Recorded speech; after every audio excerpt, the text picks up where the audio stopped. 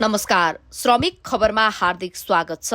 Nepal trade union महासंघ जयफण्ड संयुक्त trade union समन्वय केन्द्र जीटीसीका अध्यक्ष विनोद श्रेष्ठले ट्रेड युनियन खारेजी र श्रमिकहरूको अधिकार खोज्ने गरी चालिएका कदम विरूद्ध कड़ा आपत्ति जनाउँदै वर्तमान सरकारले चालेका कदमहरू पूर्ण रूपमा गैर संवैधानिक, मानव अधिकार र श्रमजीवी वर्गलाई सिध्याउने नियतमा आधारित रहेको बताउनु भएको छ। अध्यक्ष श्रेष्ठले 15 गते लेबर टेलिभिजनलाई अन्तर्वार्ता दिनुहुँदै ट्रेड युनियनहरू कुनै दलको विधानबाट सञ्चालन हुने नभई देशको संविधान र ट्रेड युनियन ऐन अन्तर्गत वैधानिक रूपमा दर्ता भएकोले ट्रेड युनियनहरू दलगत हुने सरकारको आरोप गलत भएको स्पष्ट पार्नुभयो। अध्यक्ष श्रेष्ठले वर्तमान सरकार लोकप्रियतावाद पपुलिजममा लागेर स्टन्ट गरिरहेको र सामाजिक सुरक्षा कोष, श्रम सल्लाहकार परिषद तथा वैदेशिक रोजगार बोर्ड जस्ता त्रिपक्षीय निकायहरूबाट ट्रेड युनियन र रोजगारदाताको संस्थागत प्रतिनिधित्व हटाएर त्रिपक्षीयताको मर्ममाथि नै प्रहार गरेको बताउनु हुँदै यो कदम केवल श्रमिकहरूको अधिकार खोज्ने मात्र नभई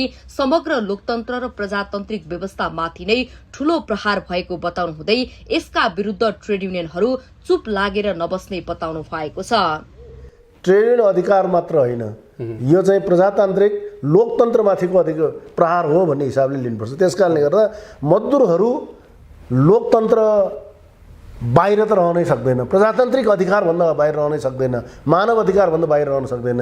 यो मानव अधिकारमाथि प्रहार हो, यो लोकतन्त्रमाथि प्रहार हो, यो प्रजातान्त्रिक अधिकारमाथि प्रहार हो, यो संवैधानिक हक हित अधिकारमाथिको प्रहार हो। त्यसकारणले गर्दा यी सबै प्रहारलाई यो त मलाई पर्या छैन भनेर कोही सुतेर बस्छ भने भोलि उसैलाई पनि प्रहार हो।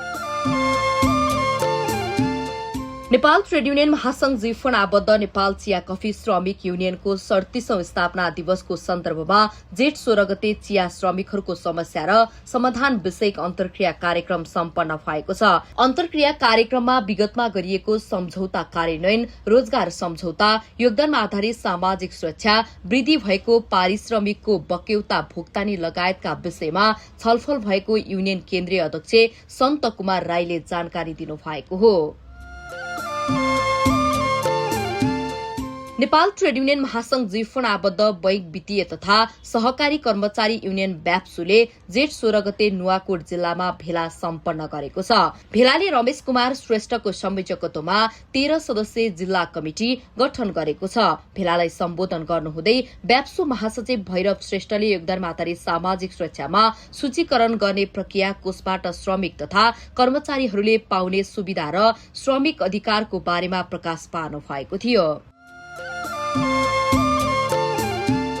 नेपाल ट्रेड युनियन महासंघ जीफन आबद्ध क्यूपेक नेपालद्वारा जेठ 16 गते सम्पन्न मकवानपुर जिल्लाको बकैया गाउँपालिकाको भेलाले दूत बहादुर राईको अध्यक्षतामा 7 सदस्यीय गाउँपालिका कमिटी पुनर्गठन गरेको छ।